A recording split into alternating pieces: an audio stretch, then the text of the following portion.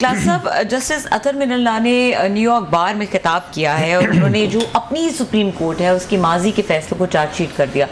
How do you see that? Athar Minallah साहब ने बड़ी एक लंबी गुफ्तगू की, 1.5 घंटे की तकरीबन मैंने वो सुनी है। तो बल्कि हमारी वो साथ वो इंटर्नी है महर खान, तो उनके भी मैंने जिम्मे लगाया कि आप मुझे कोई पॉइंट्स बना के दें। महर ने भी बड़े अच्छे पॉइंट्स बनाए थे, खुद भी मैंने सुनी है। बल्कि जिम में था तो जिम में मैं वहाँ पे खड़े खड़े इसको सुनता रहा हूँ मैं सारा। अब उन्होंने 1.5 घंटे गुफ्तगू की है। इनकी गुफ्तगू पे ये मैं आज जी के साथ कह रहा हूँ, उन पर 1.5 घंटे की गुफ्तगू हो सकती है जो उन्होंने पॉइंट्स उठाए हैं वहाँ पे, मतलब इक्वली कोई 1.5 घंटा उस पर गुफ्तगू हो सकती है। तो लेकिन टाइम नहीं है साहब, हमने 5-6 मिनट में सम अप करना है, और भी टॉपिक बड़ा अहम है हमारे पास अगले सेगमेंट में। 2-4 चीज़ों का उन्होंने अहाता कि मैं उन्हीं को टच करूँगा। एक तो वो कहते हैं ना, वक्त या तारीख जो है ना अपना फैसला करती है कि फ़लाँ इंस्टीट्यूशन ने, फ़लाँ जज ने, किसी जर्नल ने या किसी प्राइम मिनिस्टर ने या किसी ने भी जो लाइफ में जो भी फैसले किए होते, वक्त फैसला करता है कि वो ठीक था या गलत था। तो वक्त ने कम से कम आज 2 फैसले तो मतलब हो गए हैं, उसको उन्होंने उसकी डिटर्मिनेशन होगी कि वो ठीक थे या गलत थे। और ये करने वाले आप और मैं नहीं है। इस वक्त साबिक जो chief justice Islamabad high court के थे या अभी सुप्रीम कोर्ट के जज हैं, वेरी प्रोमिनेंट, वेरी कॉम्पिटेंट, अतर मिनल्ला साहब ने किए हैं। और जजमेंट भी उन्होंने उनके बारे में दिए जो उनके पुराने वो थे, वो जिनके तर्जमान थे इफ्तिखार चौधरी साहब चीफ जस्टिस के, उनकी मूवमेंट ड्राइव की, he was very close to him. So उनकी जजमेंट देना, ये स्पोक्स पर्सन थे, वो तर्जमान जैसे मैंने कहा, तो उनका जजमेंट देना against his former chief justice, so it means कि हिस्ट्री ने वो फैसला दे दिया है यहाँ तक। वो क्या फैसले थे? 2 थे। एक उन्होंने कहा जनाब के इफ्तिखार चौधरी साहब के दौर में कि इन्होंने उस वक्त के प्राइम मिनिस्टर यूसुफ रज़ा गिलानी साहब को वो डिसमिस किया था। सो ये उन्हें नहीं करना चाहिए था, पॉलिटिकल प्राइम मिनिस्टर को डिसमिसल नहीं करनी चाहिए सुप्रीम कोर्ट ने, स्पेशली जब माजी में आप एक वहाँ प्राइम मिनिस्टर को फांसी दे चुके हैं, भुट्टो साहब को, और नवाज शरीफ साहब को भी आप एक दहशतगर्द करार दे के उनको 12-14 साल की सज़ा दे चुके थे। तो तीसरा वज़ीर आज़म भी आपने वो कर लिया, ये हड़प कर लिया। और उसके बाद फिर चौथा भी हुआ, नवाज शरीफ साहब फिर गए वो जेल में। वहाँ उसकी नहीं, उन्होंने 12 अक्टूबर की बात की। अब मैं it may have skipped from his mind, मेरा ख्याल है जहन में नहीं रहेगा अदरवाइज, क्योंकि एक और मैं केस में आ रहा हूँ जिसको उन्होंने हवाला दिया है, सो वो उस पर भी बात करना चाह रहा हूँ, जहन में नहीं आएगा।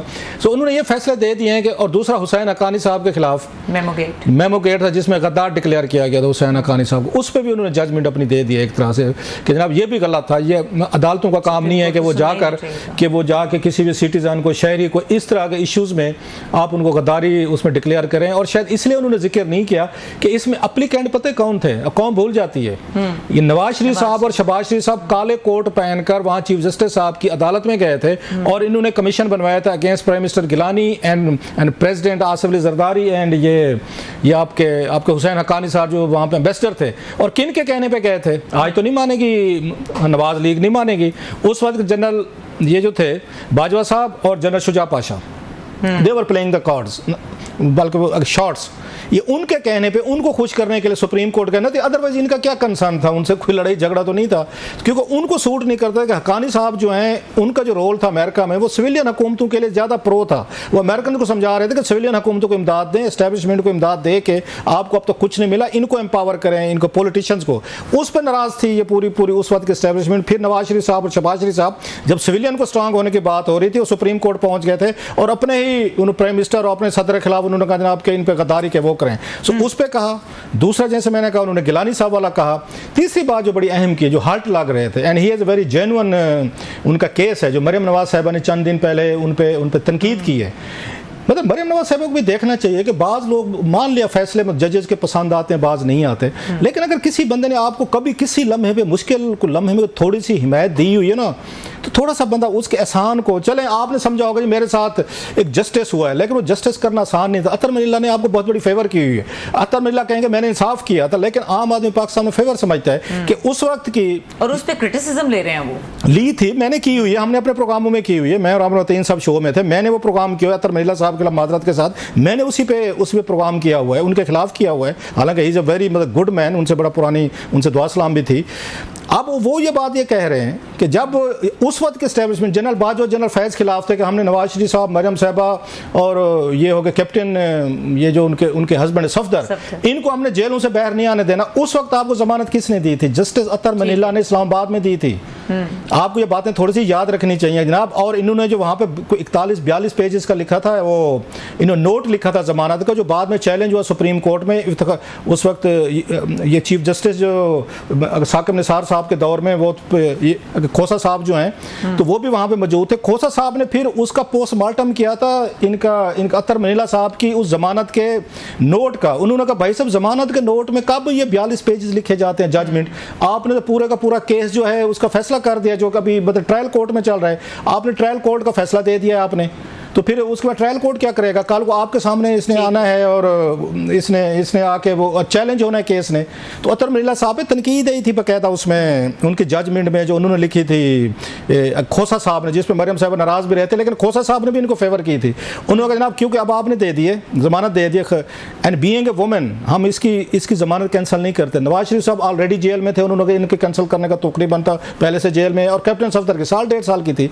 सो उस वक्त इनको खोसा साहब ने भी फेवर की थी मरियम, उन पे भी हर वक्त ये बरसती रहती हैं। सबसे बड़ी फेवर अगर मरियम नवाज साहबा को अगर किसी ने की हुई है नवाज शरीफ साहब के केसेस में, तो इन्होंने वहाँ पे अतर मनीला साहब ने की हुई है कि इन पे तनकीद क्या आई थी कि आप केस के मेरिट डिमेरिट्स डिस्कस नहीं करते, जो जमानत लगी हुई है। आपने जमानत में सारे केस का फैसला कर दिया था, and he came under fire. इन पे बड़े क्वेश्चन उठे थे। आज अगर वो उसके भारी दिल के साथ अतर मनीला ये बात कह रहे हैं ना कि जो कल के बेनिफिशियरी थे तो मेरे ऊपर हिट कर रहे हैं, इसीलिए वो मरियम नवाज साहबा को कह रहे हैं। मरियम साहबा को फिर मैं कहूँगा सियासतदानों को इतना भी बेरहम नहीं होना चाहिए कि वो अपना फायदा निकाला, काम निकाला, आपको फेवर हुई, आगे चल के छोड़ो यार। तो थोड़ी सी रखनी चाहिए, कटसी थोड़ी सी आपको रखनी चाहिए। कहा कि 1.5 घंटा मजीद से बात बहुत हो सकती है, मतलब बहुत कुछ है कहने के मेरे पास इस इशू पे, और भी उन्होंने कोशिश करेंगे कि इसको फॉलो अप करें और इसकी इंप्लीकेशंस क्या हो सकते हैं, जो बात उन्होंने की उससे क्या लग रहा है कि डायरेक्शन क्या है। बहरहाल अभी ब्रेक का वक्त हो रहा है, ब्रेक के बाद बात करेंगे कानून साफ कमेटी में जो आज डिस्कशंस हुई और जो नई सुप्रीम कोर्ट बनने की बात हो रही है, ये क्या बात है, सेनेटर हामिद खान साहब क्या कह रहे थे इसके खिलाफ। ब्रेक के बाद हमारे साथ रहिए।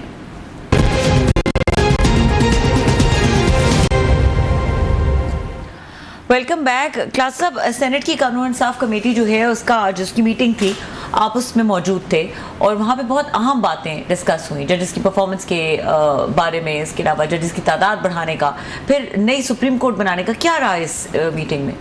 आज वहाँ पे कोई 1 घंटे के करीब मीटिंग चली है। बड़े 4-5 उस पर बिल्स है, वेरी इंपॉर्टेंट बिल। सेनेट की standing committee on law and justice जो है, फ़रूक नायक साहब जो है फॉर्मर ये चेयरमैन सेनेट जो हैं वो उसके चेयरमैन हैं, तो बड़े इंपॉर्टेंट मेंबर्स हैं उस कमेटी के। हामिद खान साहब हैं, फिर अब्दुल कादर साहब हैं, फिर उसके बाद ये सेनेटर फौजिया साहबा, खैर वो तो मूवर थी, वो आई हुई थी। सादिया अब्बासी साहबा ने आना था, खैर वो नहीं है, उनके भी 1-2 बिल्स है। तो इस पे और भी अच्छे ये लोग हैं जिनकी गुफ्तगू सुन के आप एजुकेट होते हैं और आप सीखते हैं वहाँ पर। अच्छा, उसमें अनुशा रहमान साहबा हैं, वो भी आई हुई थी, वो भी सेनेटर हैं। तो बड़ी उसमें धुआंधार गुफ्तगू हुई है। 3-4 बड़े पॉइंट्स है जो मुझे वहाँ पर आज के इन द गिवन सिचुएशन। आजम तारड़ साहब जो हैं वो भी आए हुए थे, सेक्रेटरी साहब हैं वो भी आए हुए थे, और बाकी लोग भी थे, वो लॉ सेक्रेटरी। असल फोकस ये था कि एक खतून फौजिया साहिबा जो है वो चाह रही थी कि जजेस की तादाद बढ़ाई जाए।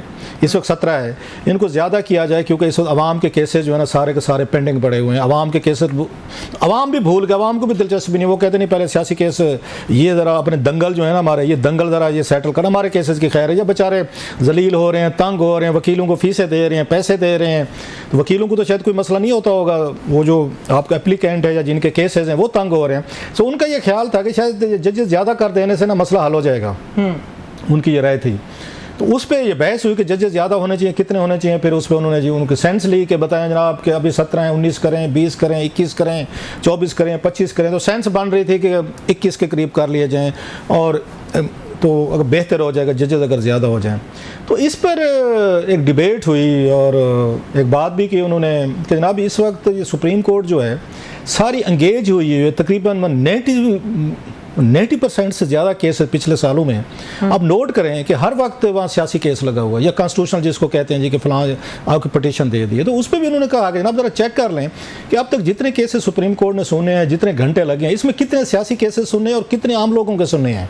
ज़रा चेक तो करवा लें कि हर वक्त के इस पर लगे हुए हैं, एक ही काम है कि रोज़ कोई ना कोई सियासी एप्लीकेशन जब लेके जाते हैं। तो अनुशा रहमान साहब का ये कहना था कि सियासी केसेस इसलिए लिए जाते हैं कि वहाँ पे टिकर चलते हैं, वहाँ पे खबरें चलती हैं, वहाँ पे वो नाम होता है, क्लाउड बनता है, अथॉरिटी बनती है, आप डिस्कशन में आते हैं, प्रोग्रामों में आते हैं, आपके फटे चलते हैं टीवी चैनल, हाईलाइट होते हैं आप बड़े तरीके से। सो इसी वजह से वो सियासी केस ही उठा लेते हैं कि बाकी आवाम का मतलब किसी आवाम का कोई अगर प्रॉपर्टी का डिस्प्यूट है, किसी का खुदा ना कैसा कोई कत्ल का केस है या इस तरह के जितने कारपोरेट, उनको उससे तो कोई खबर नहीं बनती। खबर बनती है जनाब खान साहब से बनेगी, नवाज शरीफ साहब से बनेगी, जरदारी साहब से, गिलानी साहब से, राजा साहब से, जिससे भी बने। सो वो केसेस को उठा लेते हैं और उन्हीं पे हर वक्त काम करते रहते हैं।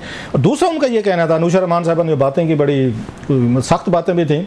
उन्होंने जनाब हमारी जुडिशरी में जो है कोई मतलब लोग जो हैं बाज मतलब अच्छा काम भी करते हैं, बाज अच्छा काम नहीं भी करते, जिस पे उन्होंने आजम उन्होंने कहा इनके कंडक्ट पे या इनकी परफॉर्मेंस पे भी कुछ चेक होना चाहिए। जजेस तो बढ़ा रहे हैं, अगर परफॉर्मेंस यही रही तो फिर 20 रखें या 22 रखें या 40 रखें, क्या फ़र्क पड़ेगा। तो जिस पे ये कहा गया, उन्होंने खैर कहा आजम नजीर तारड़ साहब ने कि फिर इसका एक और हाल भी हो सकता है, या इस तरह की तजवीज़ एक तरह की उन्होंने फ्लोट की कि एक नई सुप्रीम कोर्ट बनाई जाए जिसको कॉन्स्टिट्यूशनल एक कोर्ट का नाम दिया जाए, जो ये सियासी केसेस या कॉन्स्टिट्यूशनल इश्यूज़ को देखे, और ये जो केस आपकी एक नॉर्मल जो सुप्रीम कोर्ट है वो फिर जाके लोगों को केसेस उनको वो करे, उनके सुने। 50,000 से ज़्यादा केसेस सुप्रीम कोर्ट में पड़े, इतना बड़ा नंबर वैसे मुझे नहीं याद पड़ता पहले हो जो अब आ रहा है, वो भी खैर उन्होंने डिटेल मंगवाई है कि कितने केसेस जो है ना पेंडिंग है वहाँ पे, वो हमें दें।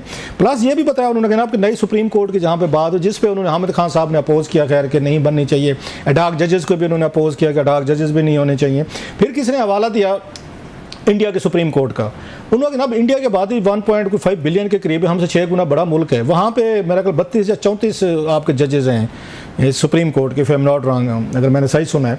तो उन्होंने कहा जनाब कि वो वहाँ पे तो उन्होंने दूसरी कोर्ट नहीं बनाई, वहाँ सुप्रीम कोर्ट और कोई बनी नहीं, अकेली है। अब ये किसी ने वहाँ पॉइंट आउट नहीं किया कि भाई साहब रोज़ाना वहाँ पे कुछ सियासी केस भी नहीं लेके बैठे होते, ना वहाँ इमरान खान साहब हैं, ना जरदारी साहब हैं, ना गिलानी साहब हैं, तो ना उसके बाद आपके शहबाज शरीफ साहब हैं, ना हुकूमतें, ना कुछ हैं कोई वहाँ पे कि इंडियन सुप्रीम कोर्ट में तो पोलिटिकल केसेस ना होने की बुनियाद पर जाते होंगे। आपके यहाँ तो रोज़ाना यही मतलब महाभारत, तो यहाँ पे हमारी चांद माड़ी तो लगी हुई है यहाँ पे। सो उन्होंने कहा आपको नई कोर्ट बनाने की ज़रूरत नहीं, जजेस जो हैं अगर वो अपनी परफॉर्मेंस वो ठीक कर लें, कंडक्ट ठीक कर लें, तो वो भी बेहतर हो सकता है इस पे। तो खैर उन्होंने कहा जी मैं ऐसे उस पर बात कर रहा हूँ कि हम नई सुप्रीम कोर्ट बना सकते हैं, फिर लोगों का दिल चढ़े तो फिर वो अपने केसेस करते रहें।